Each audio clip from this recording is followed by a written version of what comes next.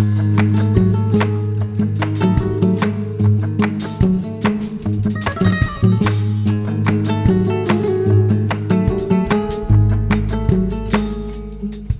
మనం ఓల్డ్ కైరోలో ఉన్నాం. మరి దీన్ని ఓల్డ్ కైరో అంటారు, లేకపోతే కాప్టిక్ కైరో అని చెప్పేసి అంటారు, లేదంటే రిలీజియస్ కైరో అని కూడా దీని అంటారు. ఓల్డ్ కైరో అని చెప్పడానికి కారణం ఏంటంటే మరి ఇస్లాం మతస్థులు ఈ ప్రదేశాన్ని తీసుకున్న తర్వాత మొట్టమొదటిగా ఈ యొక్క పట్టణాన్ని కట్టారు, అందుకనే దాన్ని ఓల్డ్ కైరో అన్నారు.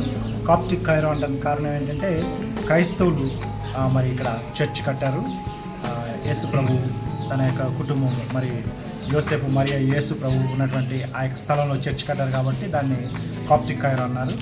రిలీజియస్ కైరో అనడానికి కారణం ఏంటంటే 3 మతాలు సంబంధించినటువంటి ఇక్కడ మందిరాలు ఇక్కడ ఉన్నాయి. జూయిష్ సినగోగ్ ఉంది, తర్వాత ముస్లిం మాస్క్ ఉంది, క్రిస్టియన్ చర్చ్ కూడా ఇక్కడ ఉంది. మరి కైరోలో మొట్టమొదటి క్రిస్టియన్ చర్చ్ కూడా ఇక్కడి నుంచి దగ్గరలోనే అది కట్టారు, దాన్ని హ్యాంగింగ్ చర్చ్ అని చెప్పేసి అంటారు. సో ఇది చాలా ప్రాముఖ్యమైనటువంటి స్థలము. మరి మరియా యోసేపు యేసుక్రీస్తు వారిని తీసుకొచ్చి వారు ఉండడానికి స్థలం చూస్తున్నటువంటి సమయంలో ఈ స్థలాన్ని వారు కనుగొనటం, ఈ రోడ్లోనే వారు నడిచి వెళ్ళారని చెప్పి మనకి చరిత్ర చెప్తుంది. కనుక ప్రభు ఈ స్థలంలో బహుశా వెళ్ళినటువంటి ఆ యొక్క అడుగుల్లో మనం కూడా నడుస్తున్నాం. సో ఇక్కడ కనపడుతున్నటువంటి ఈ గేట్ ఏదైతే ఉన్నదో, ఈ డోర్ ఏదైతే ఉన్నదో, ఇది 2000 సంవత్సరాల నాటి డోర్. లోపల ఉన్నటువంటి చెక్క కానీ ఈ బయట ఉన్నటువంటి ఈ కాపర్, ఈ చెక్క కానీ ఈ కాపర్ కానీ ఇది 2000 సంవత్సరాల నాటిది. ఇది మాత్రం కాపాడటం కోసం ఇది మాత్రం కొత్తది తర్వాత వేశారు. ఇది మాత్రం 2000 సంవత్సరాల నాటిది. ఈ యొక్క సిటీ ఓల్డ్ కైరో సిటీకి లేక కాప్టిక్ కైరో సిటీకి వారు మరి వచ్చి ఈ యొక్క గేట్ తెరవబడినప్పుడు రోజుకు ఒకసారి గేట్ తెరవడం మూయటం జరుగుతుంది ఈ సిటీని కాపాడటం కోసం. సో వారు వచ్చి లోపల ప్రవేశించి అక్కడ ఒక స్థలాన్ని చూసి మరి వారి స్థలం దొరుకుతుంది. చాలామందిని అడుగుతారు, వారి స్థలం ఎవరు, కానీ చివరికి ఒక స్థలం మనకు దొరుకుతుంది. అక్కడే ఒక బావి కూడా ఉంటుంది, ఆ బావిలో నీళ్లు తాగుతూ వారు 3 నెలల పాటు ఇక్కడ ఉన్నారు. ఐగుప్తులో 3 సంవత్సరాలు 3 నెలలు ఉన్నారు, ఇక్కడ మాత్రం 3 నెలలు ఉన్నారు.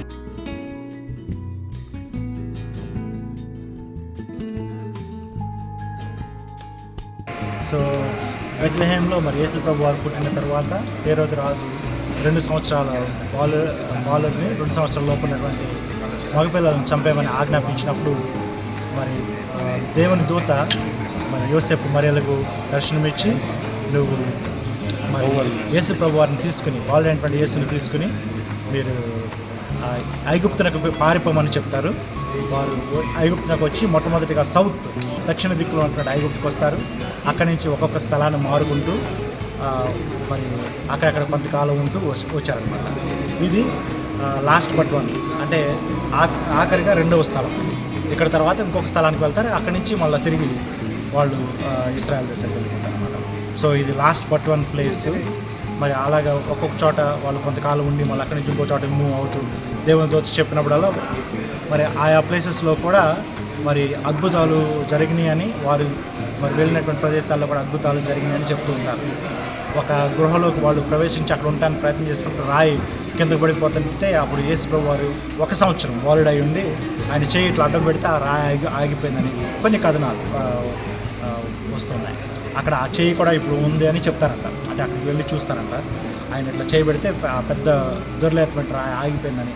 ఇది 1 సంవత్సరం బాలు. వాళ్ళ తర్వాత వాళ్ళు ఇంకో చోటకి వెళ్తే అక్కడ ఉప్పు నీరు ఉన్నటువంటి ఒక ఊట ఉన్నదని, వాళ్ళు అక్కడికి వెళ్ళిన తర్వాత దానిలోంచి ఒక మంచినీటి ఊట పుట్టిందని చెప్పేసి అని అలా కొన్ని కథనాలు ఉన్నాయి. సో ఇక్కడికి వచ్చారు. ఇక్కడికి వచ్చి ఈ లోపల మనం చూడబోయేటువంటి ఆ యొక్క గృహలో వారు కొంతకాలం 3 నెలలు వారు ఇక్కడ ఉన్నారంట. అక్కడ ఒక బావి కూడా ఉంది, ఆ బావి నీళ్లు తాగుతూ వాళ్ళు కొంతకాలం అక్కడ నివసించారని చెప్పేసి అని చరిత్ర మాట్లాడుతుంది.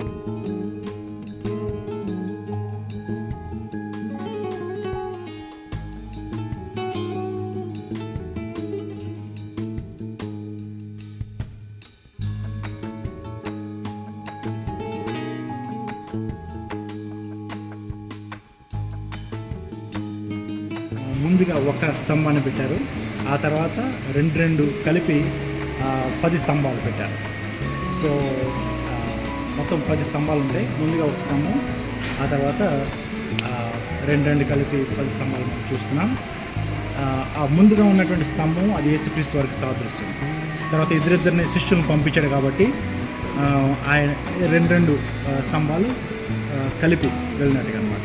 అయితే 2 స్తంభాలు మిస్ అయినాయి. 12 మంది శిష్యులు 2 స్తంభాలు మిస్ అయినాయి. ఒకటి ఇస్కరియోతు యూదా, ఒకటి పేతురు. ఎందుకంటే ఇస్కరియోతు యూదా యేసు వారిని అప్పగించాడు, పేతురు ఆయన ఎవరో నాకు తెలియదు అన్నాడు. అందుకని ఆ దినాల్లో వీరు వాళ్ళిద్దరిని తీసేసి 10 మాత్రమే కట్టడం జరిగిందనమాట. అయితే మొట్టమొదటిగా కట్టినటువంటి హ్యాంగింగ్ చర్చ్లో మాత్రం ఆ 2 స్తంభాలు కూడా ఉంటాయి. ఒకటేమో నల్ల రంగులో, ఒకటేమో గ్రే కలర్లో, సిమెంట్ కలర్లో ఉంటాయి.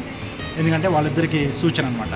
ఒక ఆయనేమో యేసు వారిని అప్పగించాడు, ఇంకొక ఆయనేమో యేసు వారు కాదని నాకు తెలియదని బొంకాడు. ఈ స్తంభాలు ఏవైతే ఉన్నాయో పైన ఉన్నటువంటి డిజైన్ అది గ్రీకు రోమన్ యొక్క డిజైన్.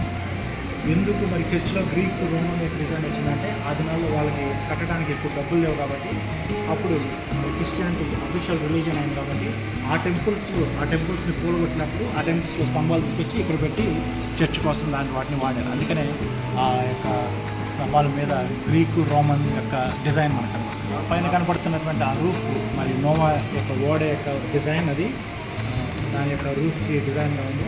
కారణం ఏంటంటే నోవా యొక్క ఓడ ఏ విధంగా అయితే జలప్రళయం నుంచి ప్రజలను రక్షించిందో అదే రీతిగా చర్చ్ కూడా మరి ప్రజలను పాపం నుండి రక్షిస్తుంది అనేటువంటి సింబల్ అన్నమాట. ఇంకా కొన్ని కాప్టిక్ చర్చెస్లో మరి పై భాగంలో సిలువ కానీ లేదంటే ఒక గుండ్రపు డిజైన్ కానీ